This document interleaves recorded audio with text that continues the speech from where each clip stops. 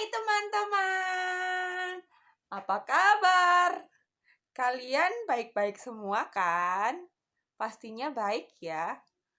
Nah, pagi ini Lose mau ajak kalian semua ibadah lagi. Meskipun kita nggak bisa ketemu, tapi tetap sukacita ya.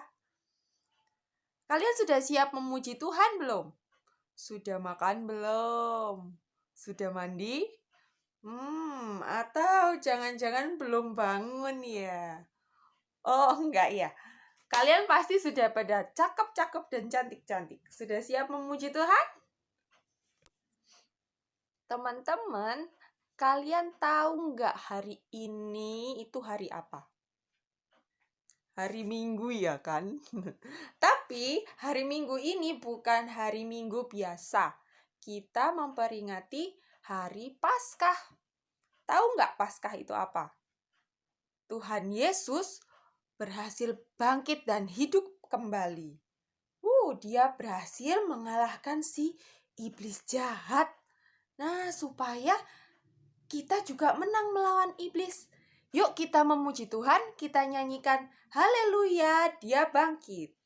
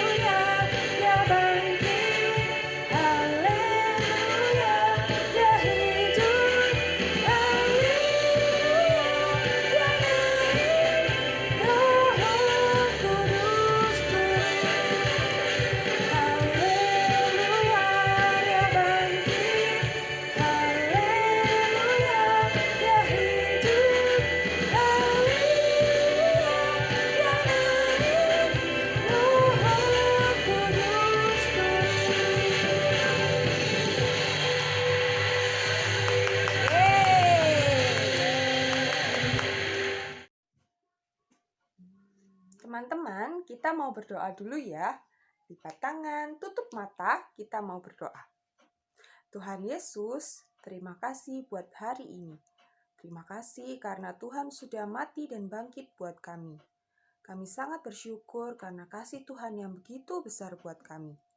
Sebentar lagi kami akan beribadah, kiranya Tuhan yang berkati kami. Dalam nama Tuhan Yesus, kami sudah berdoa dan mengucap syukur. Amin. Nah, teman-teman, sebagai anak-anak Tuhan Yesus, kita tentunya juga harus mengasihi Tuhan Yesus ya. Karena kasih Tuhan itu begitu besar buat kita. Kasih Tuhan itu sangat dalam, lebih dalam dari lautan. Juga lebar sekali mengelilingi dunia. Tingginya lebih dari langit. Maka dari itu, kasih kita juga harus bertambah besar pada Tuhan.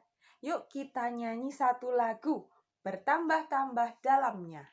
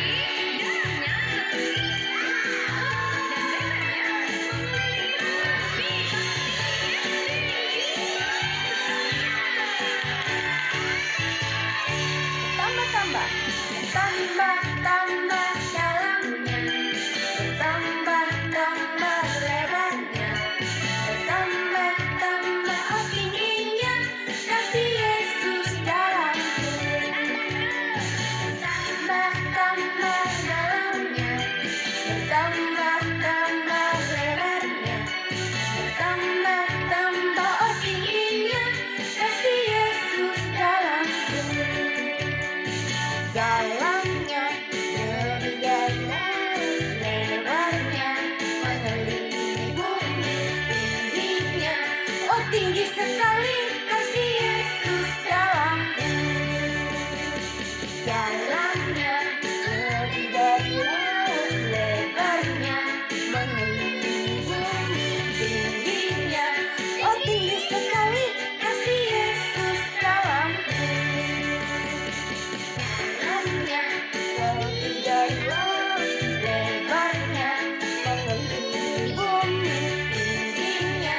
Oh, tinggi sekali kasih Yesus dalamku. Lebih dari laut lebarnya, mengelilingi bumi tingginya. Oh, tinggi sekali kasih Yesus dalamku. Wah, adik-adik, besar sekali ya kasihnya Tuhan Yesus kepada kita. Wah, kita sangat bersyukur punya Tuhan Yesus yang sangat baik buat kita. Nah, sekarang waktunya kita mendengarkan firman Tuhan. Kita mau mendengarkan cerita tentang kebangkitan Tuhan Yesus. Tapi sebelumnya kita nyanyikan Yesus Sahabatku. Kita mau siapkan hati kita dengan baik ya.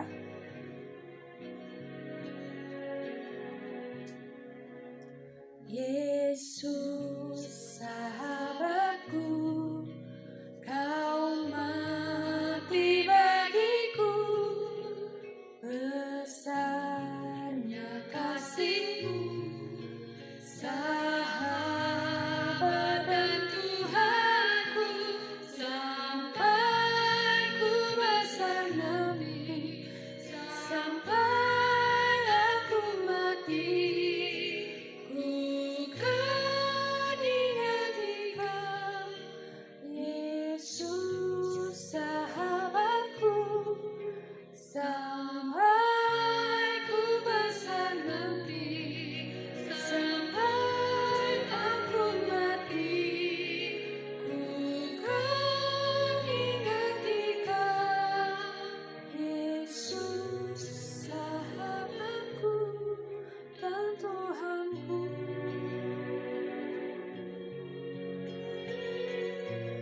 Kita mau nyanyikan sekali lagi dengan lebih sungguh-sungguh.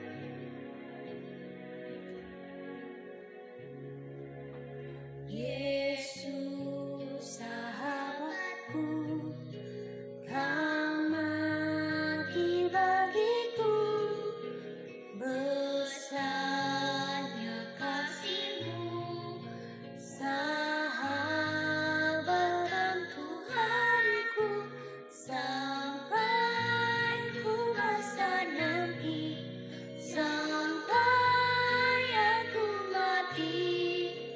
Ku kan ingat Dikau, Yesus sahabatku, sampai ku besar nanti, sampai aku mati.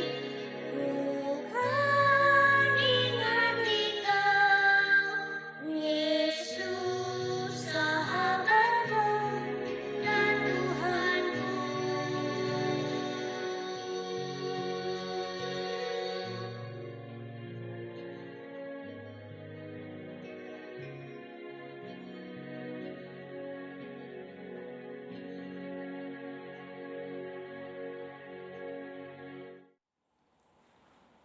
Hai guys, apa kabar kalian?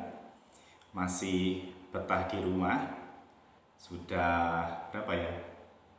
2 minggu lebih ya, hampir 3 minggu ya. Nggak keluar rumah, nggak sekolah, nggak jalan-jalan. Ya semoga tetap betah ya kalian ya. Hai, hari ini kita akan bersama-sama belajar firman Tuhan yang juga kita hubungkan dengan peringatan kebangkitan Tuhan Yesus, karena hari ini pas di hari Minggu adalah hari Paskah, kita memperingati kebangkitan Tuhan Yesus. Ya, yuk kita berdoa terlebih dahulu, mohon pertolongan dari Tuhan. Ya Tuhan, kami mau belajar firman Tuhan. Berkatilah kami dan tolonglah kami untuk mengerti kuasa kebangkitan Tuhan dan mengalami kebangkitan dalam hidup kami. Terima kasih, dalam nama Yesus kami berdoa. Amin. Oke, Seajak kita buka bagian firman Tuhan di dalam Injil Lukas pasal 24 ayat 1 sampai 12 ya. Lukas pasal 24 ayat 1 sampai dengan ayat yang ke-12. Jadi di dalam bagian Lukas 24 ini ayat 1 sampai 12 khususnya itu diceritakan tentang perempuan-perempuan yang datang ke kubur Yesus. Pagi-pagi benar mereka datang ke kubur Yesus. Kok pagi-pagi? Ya, karena hari itu adalah hari pertama di minggu itu. Artinya sudah lewat dari hari Sabat. Nah, kalau hari Sabat mereka tidak boleh melakukan kegiatan-kegiatan atau pekerjaan karena nanti pasti kena hukum dari hari Sabat ini. Nah, hari Jumat ketika Yesus wafat, kemudian secara cepat langsung dimakamkan. Kenapa kok cepat-cepat? Karena sudah sore, sudah mau masuk waktunya Sabat. Nah, makanya selesai dimasukkan dengan ala kadarnya, seadanya di dalam kuburan itu, dalam gua, ya sudah, tinggal besok paginya mereka atau perempuan-perempuan ini selesai hari Sabat, pagi-pagi benar atau hari pertama, itu mereka datang ke kubur Yesus untuk meminyaki, untuk merempah-rempahi dari jenazahnya Tuhan Yesus. Nah, teman-teman kasih oleh Tuhan, mereka sudah bersemangat sekali untuk pergi. Mereka sangat-sangat beringin untuk merawat jenazah Tuhan Yesus.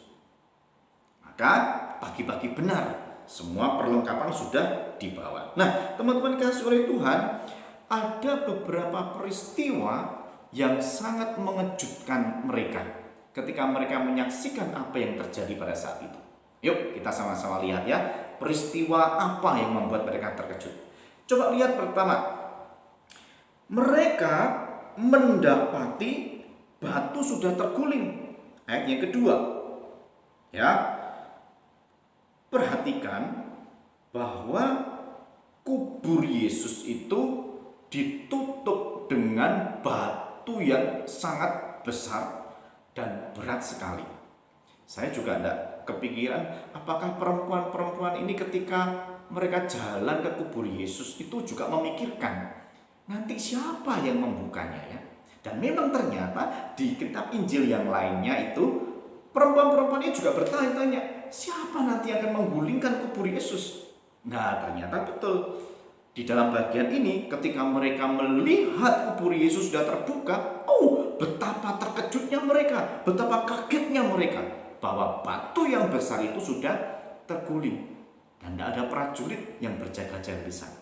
Lalu berikutnya yang kedua yang membuat mereka terkejut adalah ketika mereka masuk ke kubur Yesus, ayat yang ketiga itu, mereka tidak menemukan jenazah Tuhan Yesus. Jenazah Tuhan Yesus tidak ada terbaring di tempat pembaringan itu. Tambah terkejut mereka. Sudah masuk, sudah melihat batunya sudah terguling, lalu begitu masuk, tidak ada mayatnya Tuhan Yesus. Lalu keterkejutan yang ketiga ada dua orang yang berdiri dekat mereka dengan pakaian yang berkilau-kilauan. Itu ayat yang keempat, ya. Ada dua orang yang berdiri di dekat mereka memakai pakaian yang berkilau-kilauan. Saudara, ini sangat mengagetkan. Betul nggak teman-teman? Sudah berada di kuburan, masuk di gua, ada dua orang yang sedang berdiri, pakaiannya berkilau-kilauan. Wah, mengagetkan sekali. Mereka sangat terkejut. Lalu yang keempat, di tengah ketakutan itu, di tengah keterkejutan itu, si malaikat ini berkata, "Mengapa kamu mencari dia yang hidup di antara orang mati? Ia tidak ada di sini, ia telah bangkit." Saudara, ketika melihat dua orang berpakaian berkilau-kilauan itu, mereka sudah takut. Bisa ngomong lagi, ngajak ngomong lagi, gitu ya, tambah kaget. Dan yang kelima, kagetnya bertambah lagi bahwa Yesus sudah bangkit, tidak ada lagi di kubur ini.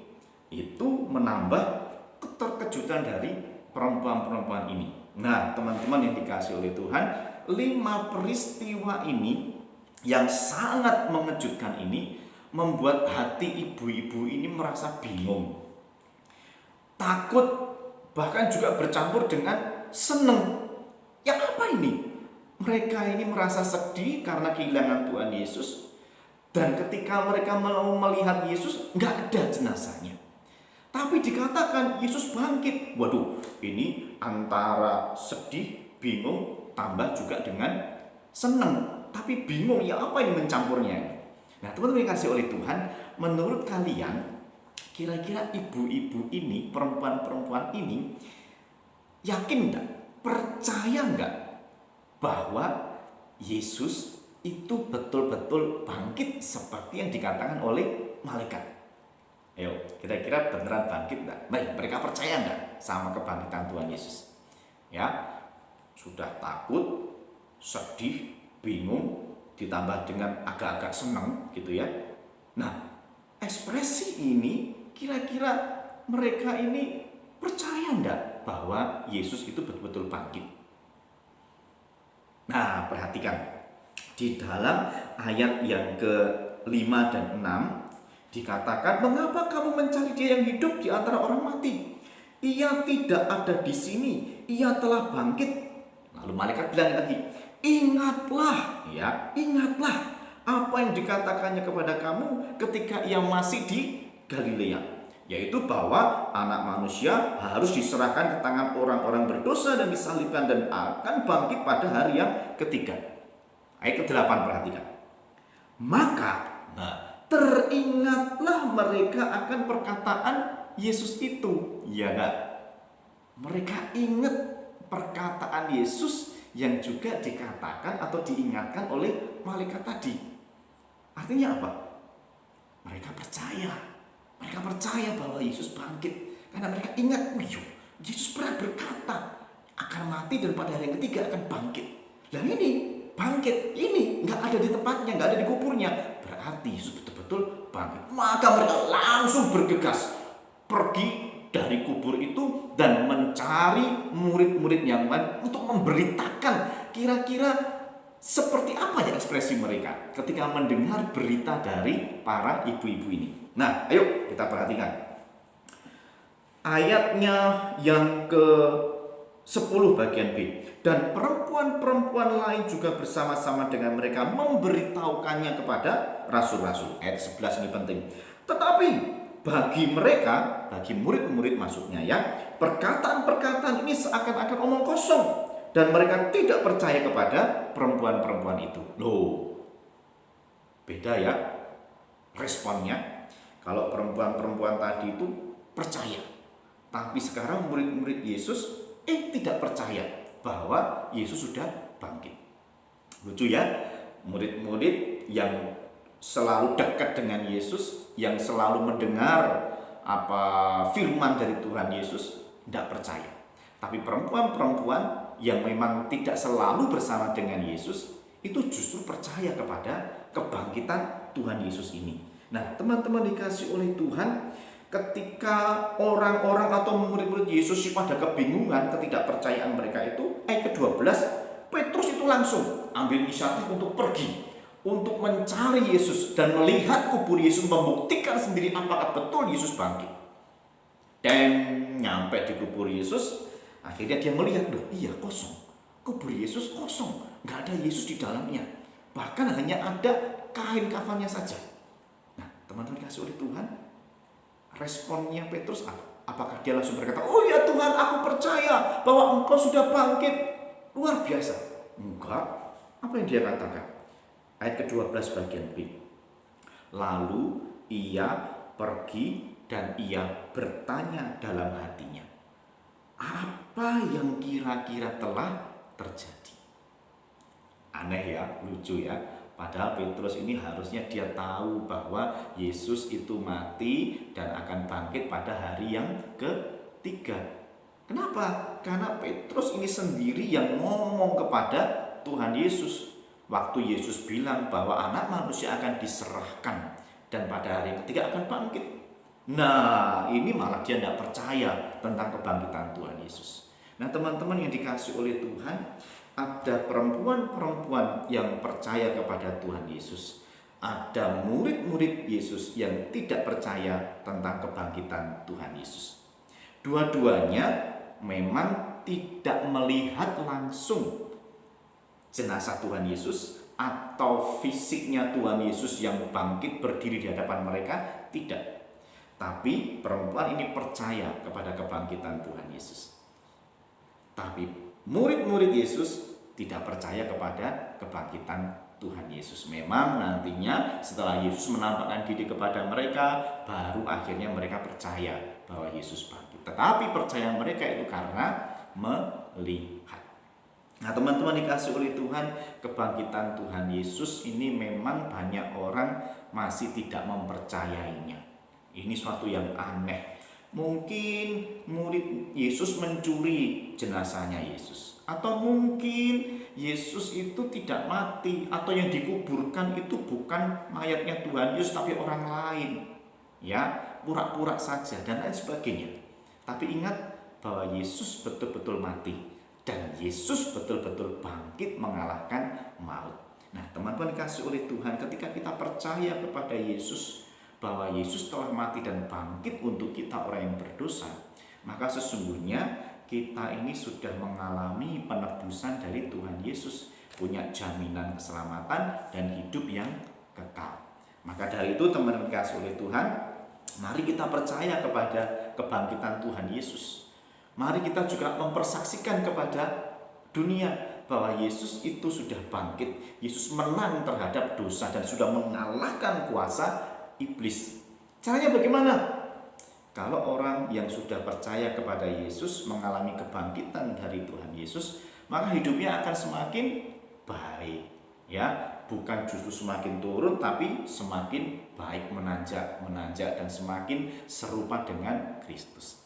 Yuk, kita sekarang mencoba mengingat kembali, merefleksikan kembali di dalam perayaan Paskah ini. Kira-kira saya semakin baik atau semakin buruk perilaku saya, moralitas saya?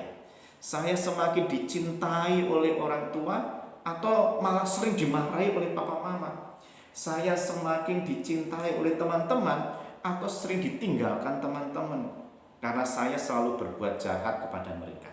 Nah, itu menjadi check and recheck, kira-kira hidup saya semakin baik atau tidak.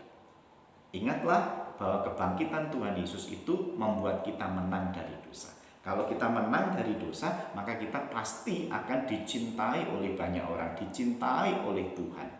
Maka dari itu, mari kita percaya kepada kebangkitan dan juga kita mau hidup sungguh-sungguh di dalam kebangkitan Tuhan Yesus. Nah, teman-teman, kiranya apa yang kita pelajari pada pagi hari ini menolong kalian semuanya untuk semakin percaya kebangkitan Tuhan Yesus dan mau hidup di dalam kebangkitan itu, mau terus menang terhadap dosa, tidak gampangan melakukan kejahatan atau melakukan dosa, tapi justru melakukan yang baik dan memuliakan nama Tuhan.